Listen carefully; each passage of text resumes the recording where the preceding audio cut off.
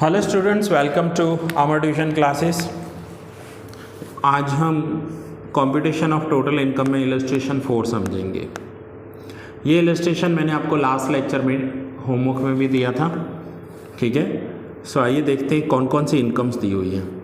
यहाँ पर computation of total income में हमने हेडिंग्स दे दी है। Income from house property, income from business, income from capital gain, क्योंकि 3 टाइप के इनकम्स यहाँ पर हैं।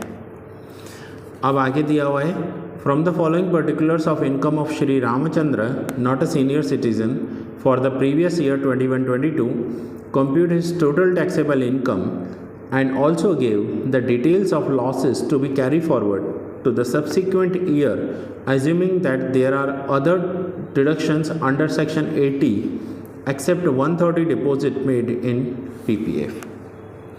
अब इनकी अलग अलग इनकम दी हुई है। सबसे पहले है taxable income of let out house property. Taxable, देखिए वर्ड दिया हुआ है टैक्सेबल, तो यहाँ पर सीधा लिखेंगे टैक्सेबल और उसमें से डिडक्शंस माइनस नहीं करेंगे। इससे पहले वाले लेक्चर में मैंने आपको समझाया था कि अगर सिर्फ एनुअल इनकम दी हुई हो ना हाउस प्रॉपर्टी की, तो 30% स्टैंडर्ड डिडक्शन माइनस करना है। टैक्सेबल दिया हो तो कुछ भी नहीं। Next is fair rental value of self occupied house. Self occupied house का मीनिंग होता है, हाउस प्रॉपर्टी आपने चैप्टर सीखा हो तो उसमें हमने किया था कि अपना ही हाउस है। सपोज करो मेरा ही घर है, मैं खुद ही रह रहा हूँ, तो मैं अपने आप को किराया नहीं दूंगा, मैं अपने आप को रेंट नहीं दूंगा। तो सेल्फ ऑक्यूपाइड हाउस में से हमें कोई भी इनकम होती नहीं है। तो ये हो गया total income from house property. अब आगे दिया हुआ है taxable profit of cycle manufacturing business. अब इनका साइकिल मैन्युफैक्चरिंग बिजनेस है 12,40,900। Speculation profit 2 lakh. Speculation profit,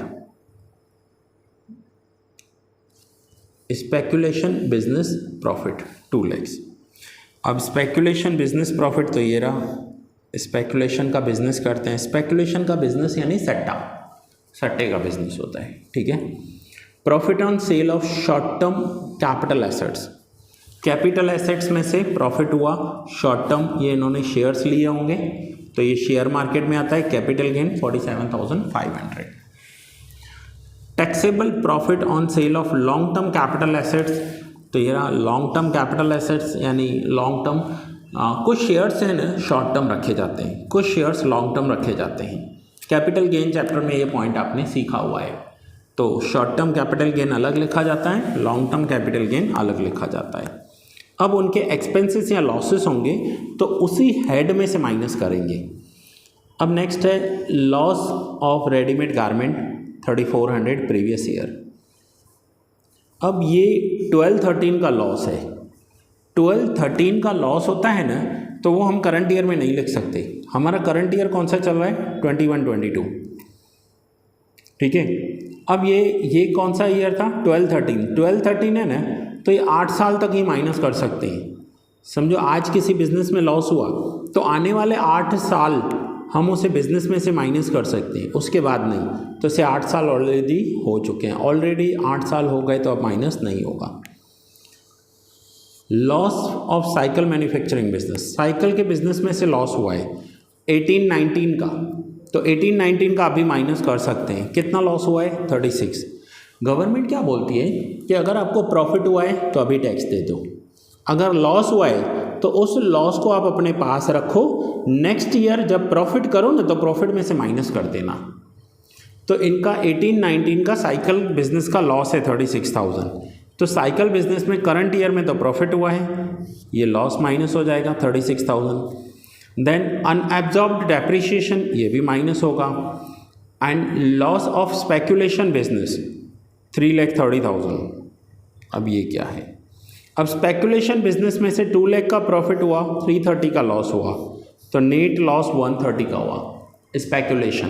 तो स्पेक्यूलेशन बिजनेस का लॉस अपने पास ही रखना होगा। जिसमें प्रॉफिट किया उस पर टैक्स देना है, जिस बिजनेस में लॉस किया वो नेक्स्ट ईयर माइनस करके देना है। सो 2 लाख प्रॉफिट, 330 लॉस, 130 अपने पास रखेंगे, आउटर कॉलम नहीं ले जाएंगे। साइकिल बिजनेस का जो डेप्रीशिएशन एंड लॉस है वो यहाँ पर माइनस हो जाएगा, एंड जो करंट ईयर्स डेप्रीशिएशन है साइकिल बिजनेस में वो यहाँ पर माइनस हो जाएगा। सो फाइनली साइकिल बिजनेस का प्रॉफिट हुआ। लॉन्ग टर्म कैपिटल लॉस, अब लॉन्ग टर्म पैसा इन्वेस्ट किया था तो कुछ शेयर्स ऐसे थे जिसमें लॉस हुआ, तो वो लॉस यहाँ पर माइनस कर दिया, और ये जो साइकिल बिजनेस का डेप्रीशिएशन है वो माइनस हो गया। यानी जिस बिजनेस का एक्सपेंस है उस बिजनेस में से वो माइनस कर दो, प्रॉफिट हुआ तो अभी के अभी टैक्स दे दो, लॉस हुआ तो अपने पास रखो, नेक्स्ट ईयर के प्रॉफिट में से काट के देना है। तो अब देखो, हाउस प्रॉपर्टी में से प्रॉफिट हुआ 332, साइकिल वाले बिजनेस में से प्रॉफिट हुआ 10,45,400, और लॉन्ग टर्म कैपिटल में 7,000 माइनस करने के बाद 4,600, और कैपिटल गेन हुआ 52,100। ये हुआ टोटल। अब इसमें से डिडक्शंस करना है। अब डिडक्शन कितना है, तो इन्होंने अंडर सेक्शन 80 में 1,30,000 का डिपॉजिट किया है, तो 1430 में से 130 माइनस करेंगे, finally 13 lakh rupees total taxable income.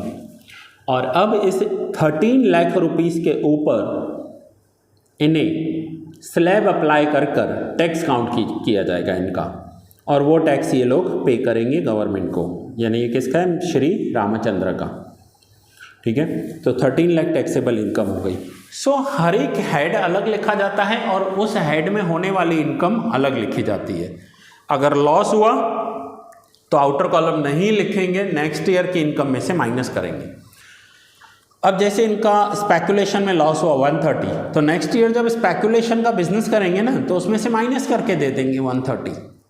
ठीक है स्टूडेंट्स, सो इलस्ट्रेशन 4 आपको समझ में आया होपफुली।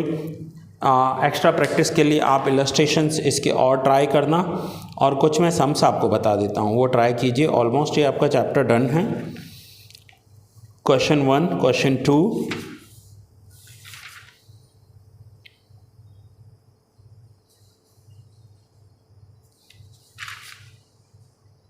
क्वेश्चन 7, क्वेश्चन 7 का तो पूरा काउंट करके ही दिया हुआ है उन्होंने, पूरी शीट ही बनी हुई है आंसर में क्वेश्चन 7 की। बस इतना कर लोगे तो आपका हो जाएगा। चलिए, सो ये चैप्टर आपका कंप्लीट हुआ और ये लेक्चर भी मैं यहाँ पूरा कर रहा हूँ।